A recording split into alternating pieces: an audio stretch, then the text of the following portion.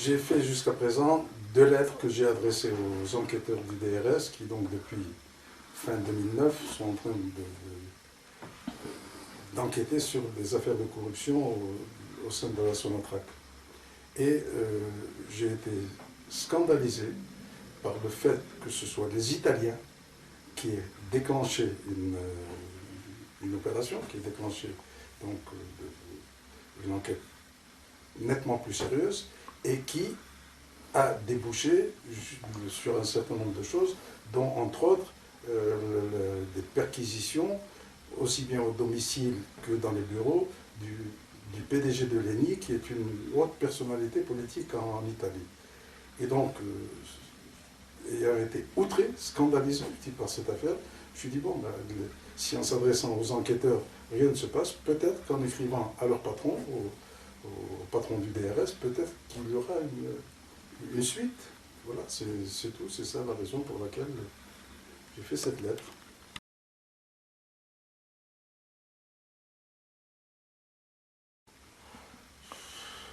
Est-ce que la publication par l'OTAN me surprend? Je ne sais pas, mais l'OTAN souffle un peu le chaud et le froid dans cette affaire.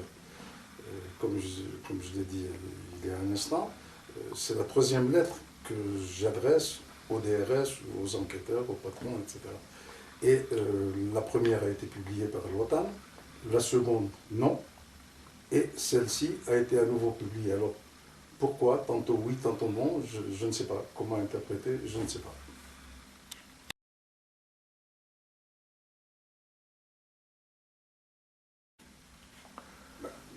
La forme, d'abord, je n'en connais pas d'autre.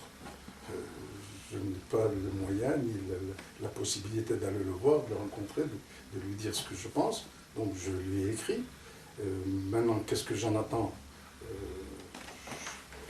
Je connais bien sûr le système algérien. Je sais que c'est pas parce que j'aurais demandé quelque chose que ce sera fait pour autant.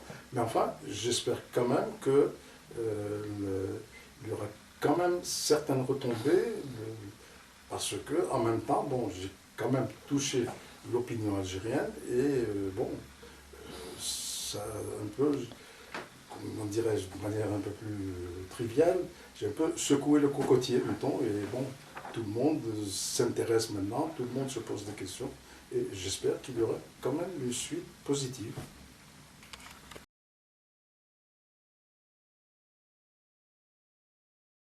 Ah non, c'est à lui que je me suis adressé d'abord et avant tout.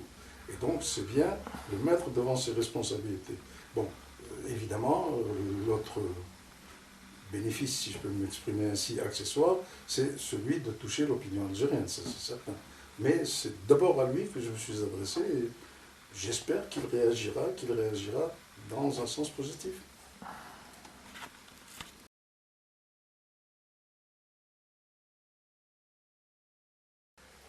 Au plan économique, dans ma dernière lettre, justement celle que j'avais adressée aux enquêteurs du DRS, j'avais estimé uniquement pour ce qui est des affaires de corruption au sein de la Sonatrach à entre 3 et 6 milliards de dollars, grosso modo, annuellement, le coût de cette corruption.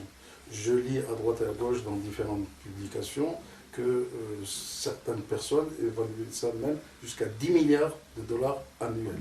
Donc voilà un ordre de grandeur. Maintenant, évidemment, sur le plan moral et sur le plan politique, l'impact est horrible et terrible pour l'Algérie.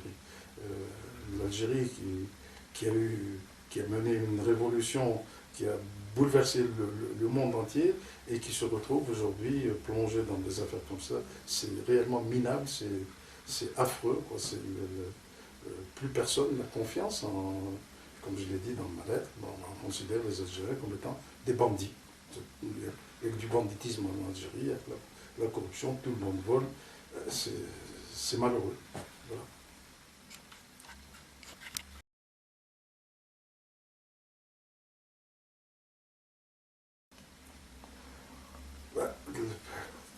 En conclusion, qu'est-ce que je pourrais dire? Je pourrais dire que voilà, nous sommes à quelques jours de la célébration du 24 février, donc de la nationalisation des hydrocarbures.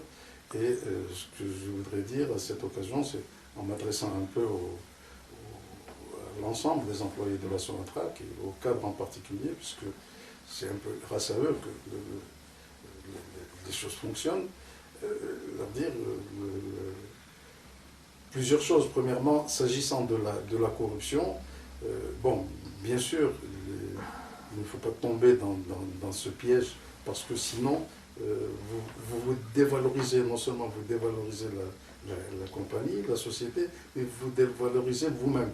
Et en tout état de cause, dans ces cas-là, même le partenaire étranger qui vient vous voir dira de toutes les façons, moi si je passe par M. X ou Y, qui occupe telle ou telle très haute fonction dans l'appareil de l'État, donc votre parole ne comptera même pas. Alors si par contre vous vous opposez et vous résistez à ce genre de langage, les choses changeront, bien entendu. Maintenant, pire, je dirais, et ça je l'ai également souligné il y a quelque temps également dans un papier que j'avais publié à l'époque,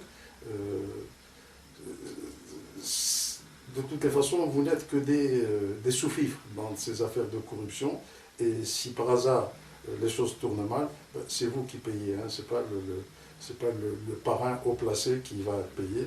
Donc, même sur le plan personnel, vous prenez des risques inutiles, je dirais. Donc, voilà un peu ce que je voulais dire au cadre algérien.